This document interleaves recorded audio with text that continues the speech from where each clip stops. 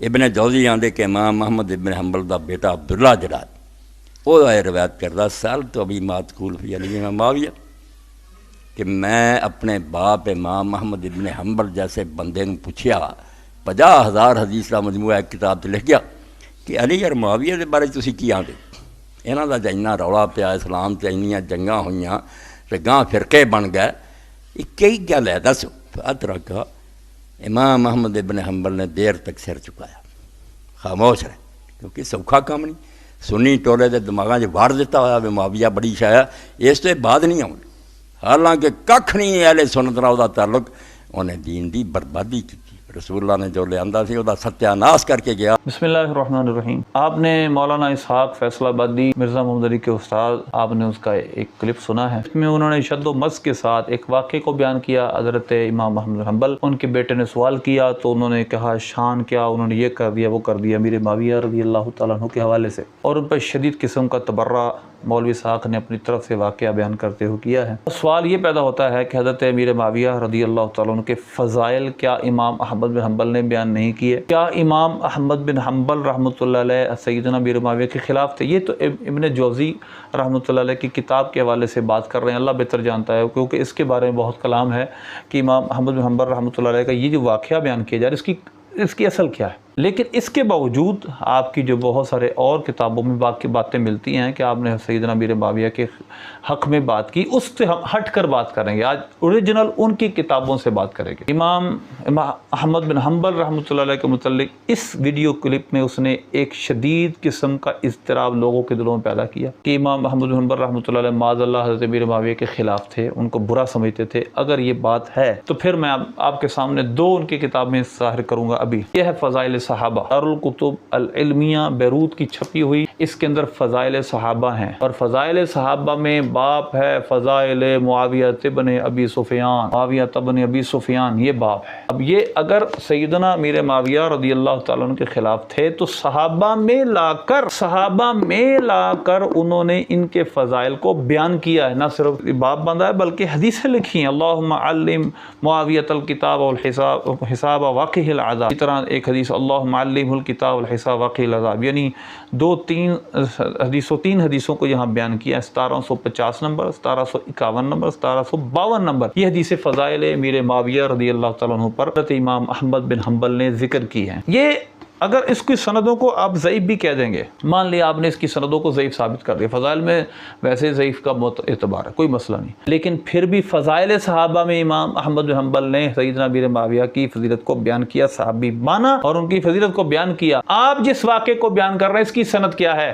آپ جس واقعے کو بنیاد بنا کر حضرت امام احمد بن حنبل رحمۃ اللہ علیہ پر ایک تہمت لگا رہے ہیں، اس کی سند کیا ہے؟ اس کے اندر کون سی چین ہے جس کے ساتھ ہمیں پتہ چلے گا یہ واقعہ درست ہے یا غلط ہے؟ یہ وہ لوگ ہیں مولوی اسحاق جیسے جنہوں نے لوگوں کے دلوں میں صحابہ کا بغض داخل کیا، رافضی تھے دل سے، لیکن اوپر سے اپنے آپ کو سنی ظاہر کرتے رہے۔ خدا کے بندے تو کہہ رہا ہے کہ سنیت سے اس کو کام ہی کوئی نہیں، تو یہ کون ہے امام احمد بن حنبل رحمۃ اللہ علیہ؟ اور امام احمد بن حنبل کے حوالے سے ہی تم نے ایک تہمت لگائی ہے حضرت امیر معاویہ پر۔ چلیں اس واقعے کی آپ اس کے جو آج شگرد، یہ تو مر گیا ہے، اس کے جو شگرد مرزا محمد علی جیسے لوگ ہیں وہ اس کو ثابت کر دیں کہ واقعہ کہاں لکھا ہے، اس کی سند کیا ہے۔ اور آگے چلتے ہیں۔ یہ ہے آپ کی سب سے معتبر ترین اس دنیا میں کتاب، اور اس کا نام ہے المسند، مسند امام احمد بن حنبل۔ اس کے اندر 107 حدیثیں، ایک دو نہیں، 107 حدیثیں سیدنا امیر معاویہ رضی اللہ تعالی عنہ سے لی گئی ہیں۔ مسند امام احمد بن حنبل کا اسلوب کیا ہے؟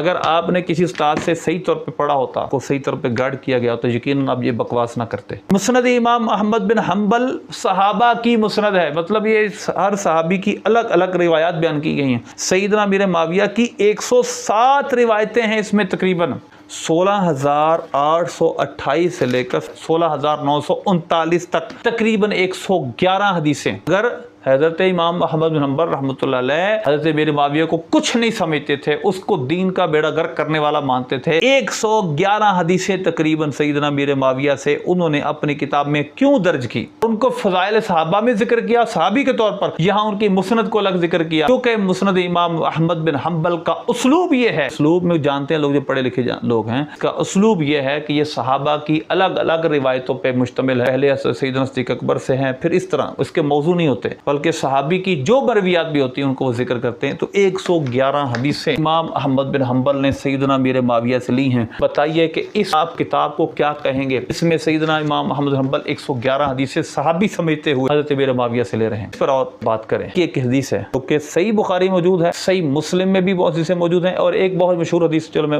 2 حدیثیں آپ کی بیان کرتا ہوں جو ہمارے عوام کے اور علماء کے زبانوں پہ چڑھی ہوئی ہیں. ان کے راوی حضرت امیر معاویہ ہیں رضی اللہ عنہ. اگر ان کا دین میں کوئی حصہ نہیں, ان کی روایتیں آپ لے رہے ہیں اور جرا بھی کوئی نہیں کرتا ان پر, کسی محدث کی جرا دکھائیں, تب صحابی مانتے ہیں. اور الصحابۃ کلہم عدول کے قاعدے کے تحت کسی ایک نے بھی حدیثوں پہ جرا نہیں کی. من یرید اللہ بہ خیر یفقہہ فی الدین انما انا قاسم واللہ یعطی. حدیث ہے میں بانٹنے والا ہوں, اللہ مجھے دینے والا ہے, اور اللہ جس سے بھلائی کا ارادہ فرماتا ہے اس کو دین کی سمجھ بوجھ دیتا ہے. مسند امام احمد بن حنبل میں بھی حدیث ہے, صحیح بخاری میں بھی ہے.